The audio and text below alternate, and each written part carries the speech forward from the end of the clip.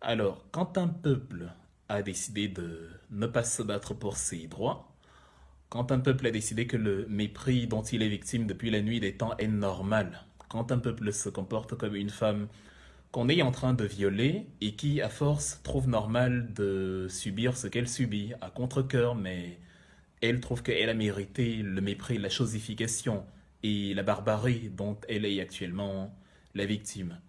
Ça aboutit à quelque chose comme le peuple camerounais, où vous avez des gens donc qui, après y avoir crié non à l'ingérence, se réjouissent allègrement de ce que les mêmes acteurs qu'on soupçonnait d'ingérence viennent et fassent cette fois de l'ingérence flagrante.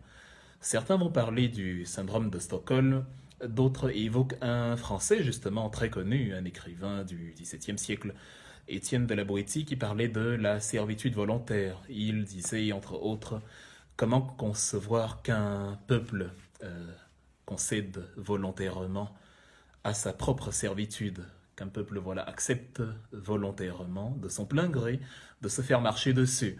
Voilà donc des gens qui, quand on posait la question où se trouve Paul Biya, disaient pourquoi vous le cherchez, en quoi est-ce que sa présence vous est utile, qu'il soit vivant, qu'il soit, quel est votre problème dedans, et qui maintenant que Paul Biya s'est montré se réjouissent, mais dans un tintamarre assourdissant, bien plus que nous-mêmes qui demandions où se trouve Paul Biya. C'est l'occasion de constater qu'en fait, eux aussi étaient tout aussi inquiets et se demandaient si leur président est encore en vie, s'il va bien, où il se trouve.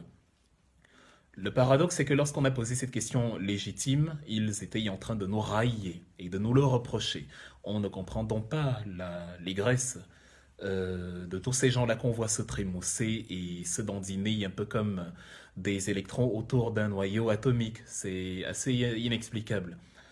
Mais on ne s'arrêtait pas sur le fait qu'on voulait voir Paul Biya parce qu'il est très beau et parce qu'on aime sa veste bleu foncé, ça ne nous intéresse pas. On est dans le caractère politique factuel où en temps de crise il faut agir et en temps de crise il faut faire les choses de manière responsable, de manière adulte et ne pas mépriser son peuple. Donc, en temps de crise, un président, il fait un état des lieux et présente à la population ce qu'il pense de la situation, comment ils doivent se comporter. Il ne gouverne pas par procuration, il ne gouverne pas par intermédiaire, ce n'est pas la monarchie. On n'est pas dans un système comme en Grande-Bretagne ou en Allemagne où le président est juste là où le roi, de manière symbolique. Il apparaît de temps en temps et c'est le gouvernement qui mène l'action. On est dans une république. Quand on dit décentralisation, ça veut dire le président donne le cap, il rend des comptes, il est public, il s'explique devant ceux à qui justement il doit son pouvoir et après il laisse les ministres, les gouvernants, les préfectures et tous les acteurs de la société civile coordonner les actions qu'il a mises ou du moins ou aussi critiquer ces actions-là si elles ne sont pas menées comme elles doivent être menées.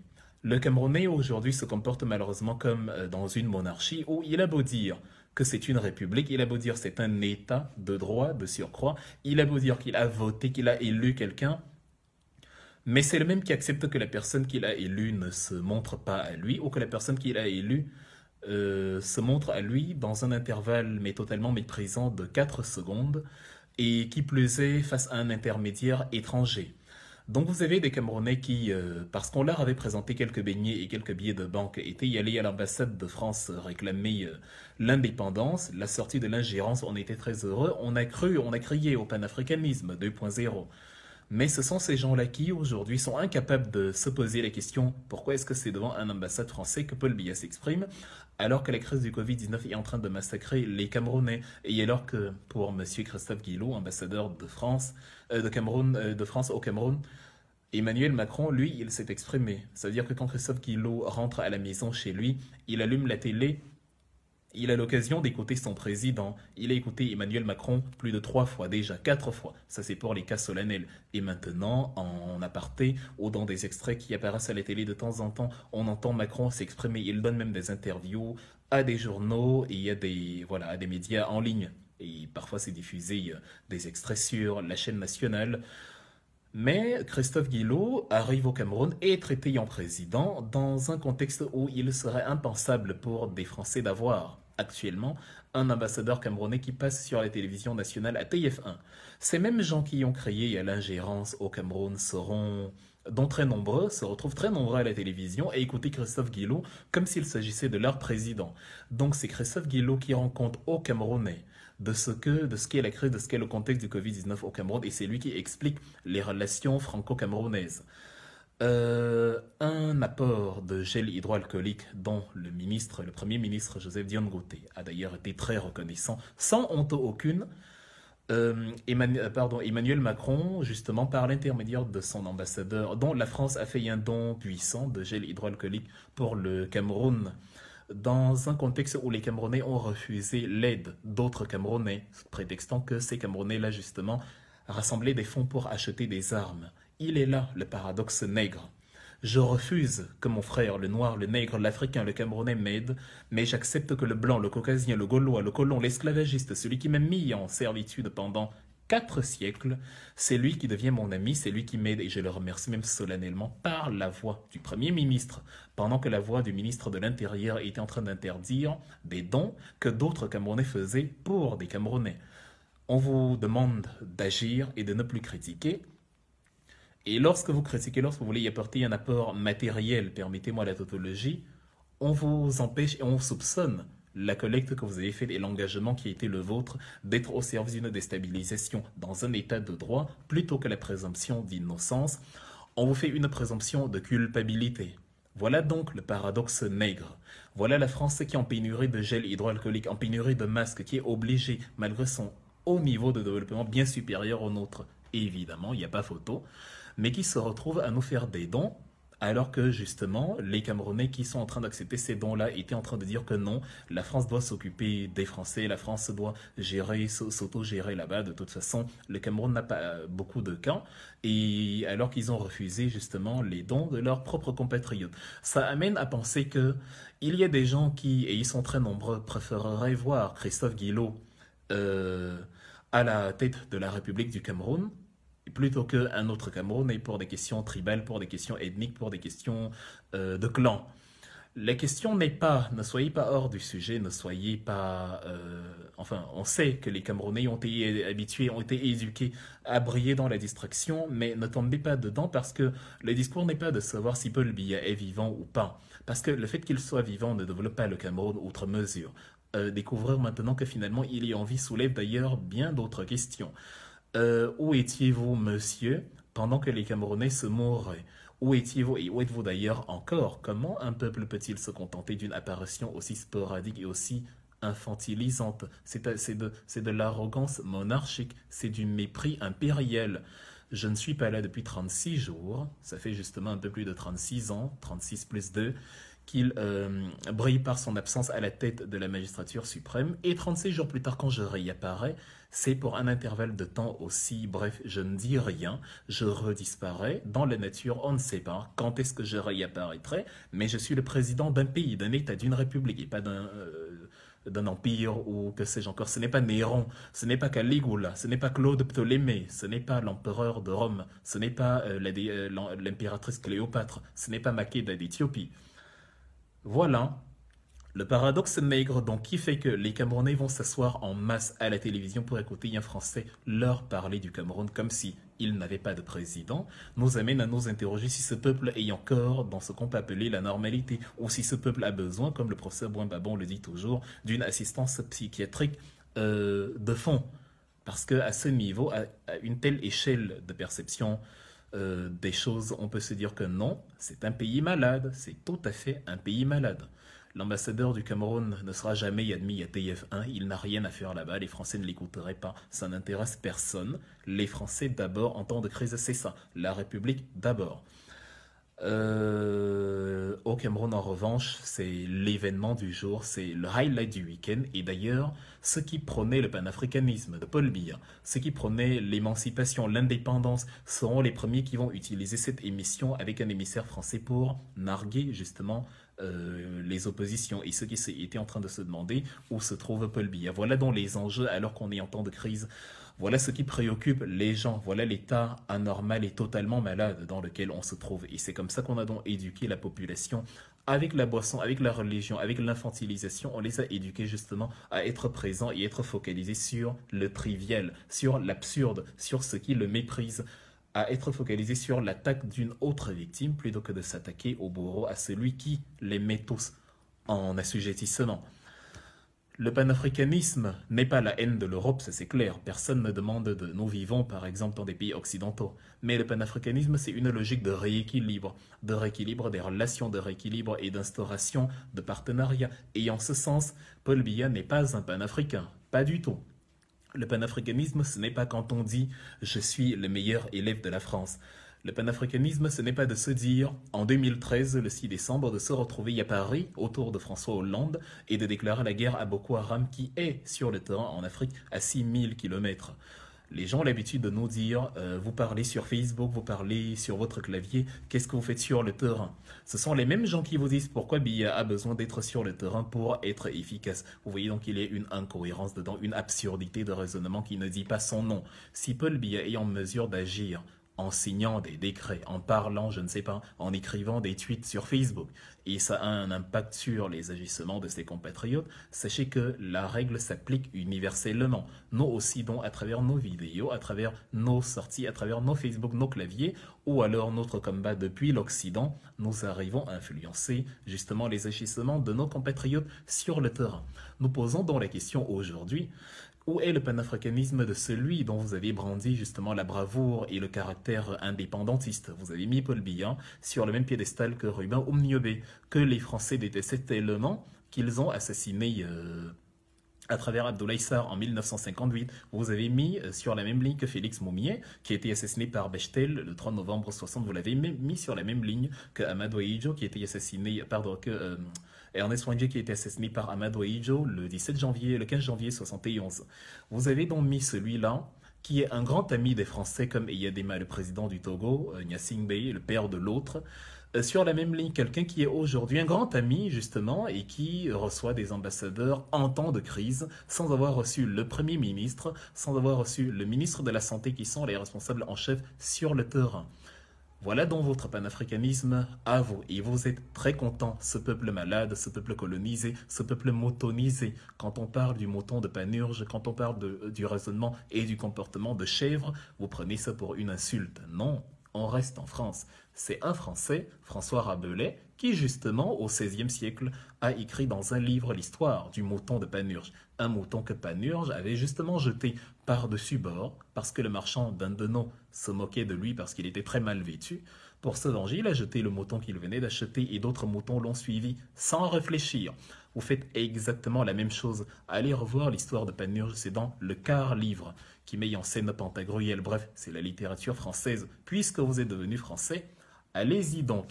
Les panafricanistes, ce sont ceux qui ont été prêts à se liguer contre l'impérialisme, même si ça leur coûtait très cher. On a déporté jusqu'à sa mort en 1803 François-Dominique Toussaint Louverture au fort de Joux en France, c'est dans le Jura. On a justement Joseph Anténor Firmin à Haïti, qui a refusé d'être ministre du gouvernement de Lysius Salomon parce qu'il était contre le caractère pro-américain, pro-impérialiste du président Lysius Salomon. C'est justement à Haïti. Lysius Salomon avait cédé aux Américains en échange d'une protection américaine l'île de la Tortue, ce qui appartenait aux Espagnols avant, qui avaient conquis l'île qu'ils appelaient Hispanoia, l'île de la Tortue qui a la forme d'une tortue de mer, dont ils ont donné le nom la Tortuga de Mar. Donc, on a été prêt justement, alors qu'aujourd'hui chez nous les gens sont prêts à lécher des bottes de Paul Biya pour être ministre, on a été prêt plutôt à Haïti à faire l'inverse, a refusé d'être ministre d'un gouvernement néocolonial, Joseph Anténor Firmin, qui justement a répondu, parce que c'est ça le panafricanisme, la restauration de l'égalité. Il a écrit un livre qu'il a intitulé L'anthropologie positive, et c'est sur l'égalité des races. C'était en 1885.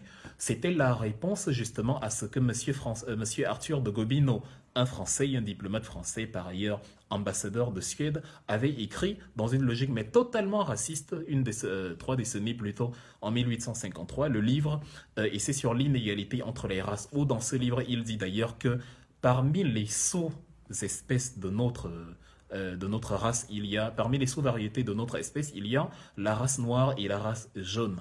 Anténor Firmin a dit « Je hais le mépris colonial, je hais la colonisation, je m'oppose non seulement aux impérialistes, mais à tous ceux qui partagent leurs idéaux, je m'oppose à la discrimination, je veux une logique d'égalité. » C'est pour ça qu'il dit « égalité entre les races ».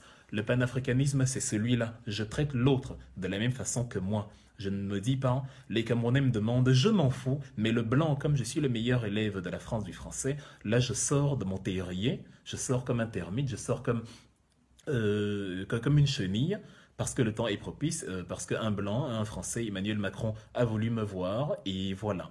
Quand un activiste de la diaspora ira encore dire à Emmanuel Macron que Paul Biya tue les Camerounais, que Paul Biya est un dictateur, il ne faudra pas que vous disiez, et après, pourquoi c'est auprès de la France que tu viens revendiquer, justement, peindre ton pays en noir? C'est Paul Biya lui-même, avec votre concours, avec votre participation, qui peint le pays en noir parce que il va rendre compte à un occidental. Et c'est cet occidental-là qui vient, à votre grande joie, vous expliquer ce qu'est le Covid-19, vous expliquer comment se passe le combat et la coopération franco-camerounaise et vous donner du matériel de soins alors que la France elle-même, elle est en grand manque actuellement avec près de 20 000 morts.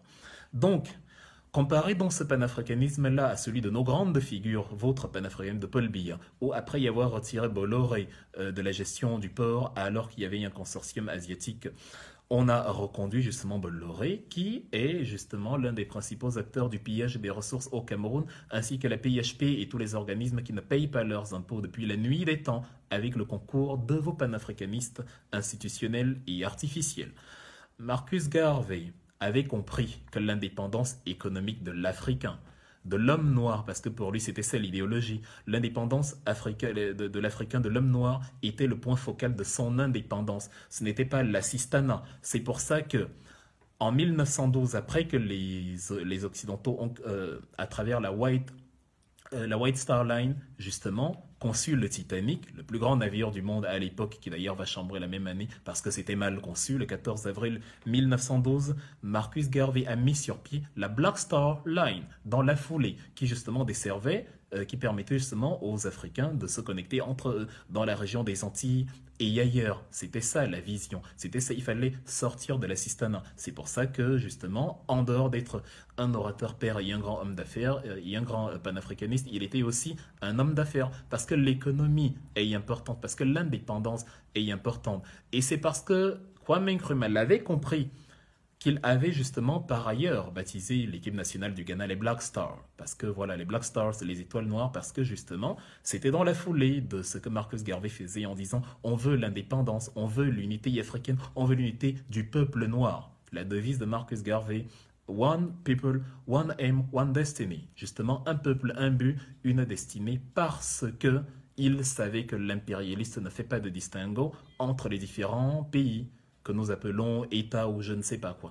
Un noir est un noir, un africain est un africain, et un colon devant un africain, il va l'écraser de toute façon. Donc, si Paul Biya est le panafricaniste que vous préconisez, il serait Marcus Garvey, il serait Thomas Sankara, il serait Joseph Anténor Firmin, il serait Henry Sylvester Williams. Voilà les panafricains, voilà ceux qui ont écrit l'histoire, voilà les grands. Ménélique II qui a justement mis à genoux les Italiens en mars 1896 à la bataille d'Adoua. Et c'était d'ailleurs une femme, on va peut-être poser les questions sur la femme de Paul Biya, peut-être qu'elle est à moitié française, d'où l'absence d'idéologie de panafricanisme, parce que c'est Taïto Betoul, la femme de Ménélique II, qui pour la bataille de 1896 va concevoir le plan de guerre qui va mettre à genoux et botter les fesses aux troupes italiennes, qui fait que l'Éthiopie a été le seul pays africain, justement dans ce contexte-là, qui n'a pas connu la colonisation. Si donc en Éthiopie la capitale s'appelle Addis Abeba, c'est en hommage à Taïto Betoul parce que le paysage étant magnifique avec de belles fleurs, Ménélique II décide en guise de remerciement et d'amour pour sa femme de construire là-bas cette cité qu'il va appeler la Nouvelle Fleur, Addis Abeba. Quel est l'acte héroïque de Paul Biya qui va entrer dans l'histoire et qui va marquer son panafricanisme? Le meilleur élève de la France est actuellement à l'œuvre et justement a fait venir le véritable président de la France, Christophe Guillo, qui est donc maintenant l'ambassadeur de la France, le Jacques Foccart, le nouveau patron de la cellule africaine de l'Élysée, le Jacques Foccart, qui va venir justement vous expliquer à vous le Cameroun ce qu'est le Covid-19. On ne dit pas qu'un ambassadeur étranger ne doit pas parler sur une chaîne africaine. On ne dit pas que c'est la première fois que, au sortir du palais de l'Unité, un ambassadeur prend la parole. Mais on est dans un contexte particulier. On est dans un contexte où Donald Trump dit America's First. On est dans un contexte où Macron dit nous sommes en guerre. On est dans un contexte où même les frontières de Schengen ont été fermées. C'est-à-dire vous avez du mal à quitter d'un pays à l'autre. Si vous êtes confiné en France, vous êtes bloqué là-bas. Si vous êtes confiné en Allemagne, vous êtes bloqué là-bas pour l'instant. Mais vous êtes dans la logique du voilà, je suis indépendant, mais en même temps, je suis justement l'ami de celui qui m'a mis à genoux, celui à qui j'ai concédé toutes les concessions minières, agricoles, etc. Christophe Guilloup va donc venir et il vous dira que le Cameroun est un grand pays, que Paul Biya est en pleine forme, que voilà, il y a une bonne coopération entre la France et l'Afrique, qu'il a causé avec Paul Biya, qu'il y ait un grand dynamisme et que la France se tiendra toujours aux côtés du Cameroun pour l'aider et que les gels hydroalcooliques entrent dans le cadre de cette coopération et que voilà, la France ne lâchera pas le Cameroun et que l'amitié perdurera. C'est dans cette drague-là, dans cette instrumentalisation, cette infantilisation, les bons petits frères, les bounty, les bons nègres, ceux qui aiment l'autre, c'est dans ça qu'on vous a englué. Et vous avez oublié que pour des beignets, pour des lefombo sucrés, vous êtes allé à l'ambassade de France. Voilà donc le président de la République de la France aujourd'hui déjà que Paul Biya est absent parce que qu'il soit vivant ou pas, il est malade, il est fatigué, il est KO, il est incapable de gérer déjà que quand il était en forme, le bilan du Cameroun était très famélique. Nous sommes actuellement à plus de 1000 cas. Donc même si ce n'est pas encore l'Italie ou la France, c'est quand même le deuxième pays le plus contaminé d'Afrique subsaharienne. Ce n'est pas rien et la tendance va crescendo et les hôpitaux sont déjà corsés parce qu'il y a un homme d'État, pardon, une élite justement, un homme public qui a été une personnalité déportée de l'hôpital central à l'hôpital général parce qu'il n'y avait plus de place à l'hôpital central. Si on se retrouve avec 20 000 cas, est-ce qu'on aura les 20 000 lits de réanimation qu'il y a, les 27 000 lits de réanimation qu'il y a en Allemagne, par exemple, ou les 15 000, 10 000 qu'il y a en France? Donc, votre président, aujourd'hui, celui à qui vous devrez rendre des comptes actuellement, ce n'est plus Paul Biya. Pour vous, il est mort, même si vous l'avez eu pendant 4 secondes, le débat n'est pas là. Le Cameroun n'est pas gouverné, et s'il est gouverné, le Cameroun n'est pas gouverné par les Camerounais. Marcus Garvey, pour finir, sur lui, disait que l'histoire de l'Afrique est glorieuse, l'histoire de l'Afrique est belle, et que l'Afrique que nous sommes en train de construire aujourd'hui étonnera le monde de demain. Mais sachez que pour vous, le monde de demain se souviendra, comme au temps de De Gaulle et du maréchal Pétain, comme au temps de Hitler et des collabos juifs allemands, qu'il y a eu des gens, quand l'histoire de l'Afrique s'écrivait, il y a eu des gens qui préféraient faire des courbettes aux colons plutôt que de recevoir de l'aide de leurs semblables. Vous êtes capable, et vous le savez très bien, vous êtes capable d'accepter qu'un Français soit encore dirigeant du Cameroun par rapport à quelqu'un d'autre, comme Léon Mba, qui acceptait justement, qui avait supplié le général